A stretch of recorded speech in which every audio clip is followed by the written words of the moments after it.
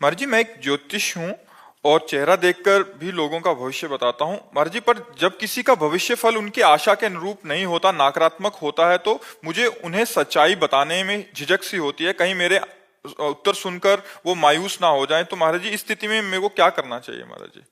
वैसे हमें ऐसा लगता है अपने भविष्य की जानकारी नहीं करनी चाहिए। आपका कार्य है इसलिए आप करेंगे, आपके पास लोग आएंगे, लेकिन हमसे प्रश्न किया है तो हम इसलिए कहते हैं कि भविष्य को सुधारने के लिए हम प्रयास आज नाम जप करें, सत्शास्त्रों का स्वाध्याय करें, तीर्थयाटन करें, दान पुण्य करें, दूसरों का उपकार करें, तो हमारा भविष्य अच्छा होगा, अपने आप अच्छा होगा। जब हम भगवान का नाम जप करेंगे, जैसे हमारे भविष्य में बुरी बातें आनी हैं, वो हमारे पूर्व पाप कर्म के अनुसार जो हमारे भाग्य में लिखा है उसी के अनुसार आती है। तो हम अपने भाग्य को बदलने के लिए मनुष्य शरीर प्राप्त किया है, ना कि अपने भाग्य में जो लिखा है वही भोगते रहे। हमें भाग्य बदलना है। हम मनुष्य हैं, हम भगवान के अंश हैं। तो अब हम हाथ या मस्तक की रेखा से हमें कोई बतावे कि कल आपके ऊपर भारी विपत्ति आने वाली है, तो परेशान हो जाएगा। जो पे कृष्ण चरण मन अर्पित तो करिहे का नवग्रह रंक, ये ग्रह ये नक्षत्र, तो हमें भगवान का भजन करना चाहिए, अच्छे आचरण करने चाहिए, भविष्य जानने की कोशिश नहीं करना चाहिए। माना आपको ज्योतिष का ज्ञान है तो आप भविष्य भाग्य देखकर बता सकते हैं, लेकिन कुछ लोग ऐसे होते हैं जिनको कुछ ज्ञान नहीं होता है और लोगों को संकट में डाल देते हैं। उनके दिमाग में वैसे ही डिप्रेशन हो रहा है, लोगों को और डिप्रेशन में डाल देते हैं कि तुम्हारे ऊपर तो ये चढ़ा है, वैसा होगा वैसा होगा। वो आदमी पर इतना तक गलत शिक्षा दे देते हैं। ऐसे भी उपदेशक होते हैं जिनको ज्ञान नहीं है। ऐसा कैसे हो सकता है? इस तरह के व्यवहार हमें लगता है कि ज्योतिषाचार्य या शास्त्रज्ञ, ज्योतिष शास्त्र है हमारा, लेकिन हम कह रहे हैं हम कल की समस्या को क्यों देखें। आज हम नाम जप करेंगे जिससे सारी समस्याएं खत्म हो जाए। मंगल भवन अमंगलहारी, उमा सहित जय जपत पुरारी। भगवान शंकर जिनका नाम जप करते, उन भगवान श्री हरि का नाम जप करे, उसी से मंगल हो जाएगा। और आपको चाहिए कि जो उनका मंगल करे, जिससे उनका उत्साह बढ़े, वो बातें आप बताइए। हाँ, ये जरूर बता सकते हैं कि अगर आपको समय मिले तो रुद्राभिषेक करवा लीजिए, समय मिले तो मृत्युंजय जाप करा लीजिए।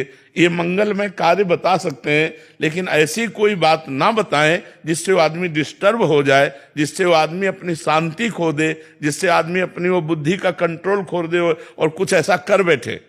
तो ऐसे कोई कार्य ना करे जो धर्म विरुद्ध हो, जो शास्त्र सम्यक हो, वो ऐसे कार्य बताए। किसी का भाग्य जैसे आपको दिखाई दे रहा है कि 10-15 दिन में कोई दुर्घटना घटेगी, तो उससे बता दे कि 10-15 दिन में कुछ संकट आने की बात है, तो भगवान संकट मोचन का आप पाठ कीजिए, आप मृत्युंजय का जप कीजिए, आप नाम जप कीजिए, बहुत उसे सहज में कह करके। जैसे हम डॉक्टर को शिक्षा देते हैं कि पहली डॉक्टरी आपकी मृदु भाषा है। अरे कुछ नहीं, आप जैसे हजारों रोगी ठीक हो गए भाई, तुम निश्चिंत रहो। वो एक आदमी रिलैक्स हुआ, क्योंकि दवा तो बाद में काम करेगी, आप पर विश्वास पहले होना चाहिए। तो ऐसे ही आप उसको रिलैक्स वाली बात तो बता दीजिए, और जिसमें डिस्टर्ब होना है उसको छुपाकर उसका उपाय बता दीजिए कि हो सके तो आप ऐसा कर लीजिए, हो सके तो आप जो आपको जानकारी है। तो मुझे लगता है कि हम समाज को डिस्टर्ब ना करें, क्योंकि ऐसे जैसे मान लो आप मुस्कुरा रहे हो, अभी कहें आप इनका भाग्य, अभी बता दें कि परसों घटना घटेगी, पता नहीं घटना घटेगी कि नहीं घटेगी, लेकिन तुम आज से कहला, आज से घटना में जी एक आए थे, कह रहे वो पंडित जी ने बता दिया कि मतलब ये मेरे बेटे की अल्पायु है, कह रहे तब से मेरा इतना हो गई हूँ डिस्टर्ब। महाराज जी, जाना तो है ही है, बिल्कुल, इनको भी जाना है, उनको भी जाना है, सबको जाना है, बट पहले भविष्य देख के या मतलब बहुत ज्यादा नकारात्मक विचार महाराज जी मन में भर जाते हैं। महाराज जी, इन बातों से हमें लगता है बचना चाहिए, इन बातों से बचना चाहिए। भगवान का भजन करो, धर्म से चलो, कोई तुम्हारा बाल बांका नहीं कर सकता, हर विपत्ति को ताल ठोक के निकल आ जाए। बट ऐसा लगता है महाराज जी कि वो बता देंगे तो हम अपने भविष्य को सुधार देंगे। क्या सुधार लेंगे? भाग्य का परिवर्तन वशिष्ठ जैसे महापुरुष, वशिष्ठ जैसे महापुरुष भरत जी से कह रहे, सुनो भरत भावी प्रबल, बिलख कहो मुनिनाथ, हानि लाभ जीवन मरण, जस अपजस विधिहात। खूब सीता जी की पत्रिका, जन्म पत्रिका मिलाई थी राम जी से सतानंद जी ने, और इधर वशिष्ठ जी ने। कहीं योग नहीं था कि 14 वर्ष का वनवास होगा, लेकिन होना था तो हो गया। जो होना, इतने बड़े बड़े महापुरुषों के बीच में जो होना है उसे होना ही है। महाराज ये भी नहीं रोक सकते। जन्म जन्म से हम भटकते आ रहे, मनुष्य देह पाया है, अब की बार हमें ब्रह्म प्राप्ति होनी चाहिए, भगवत प्राप्ति होनी चाहिए। हमारी बात को समझो, हम मतलब उपहास नहीं कर रहे, हमारी बात को समझो।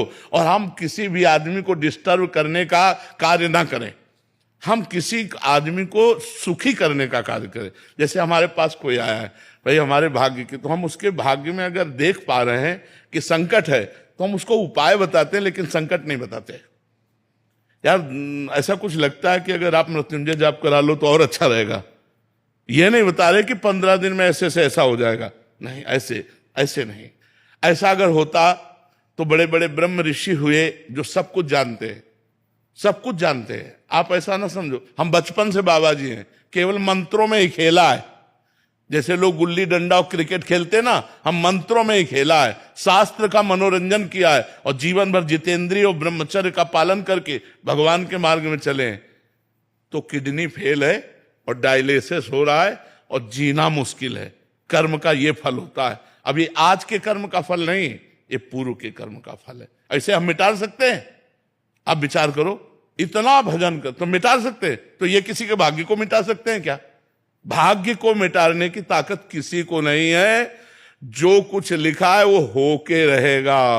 होई सोई जो राम रचि राखा, को करी तर्क बढ़ा, तो अस कई जपन लगे हरिनामा। भगवान का नाम जप करो, इसी में मस्ती है।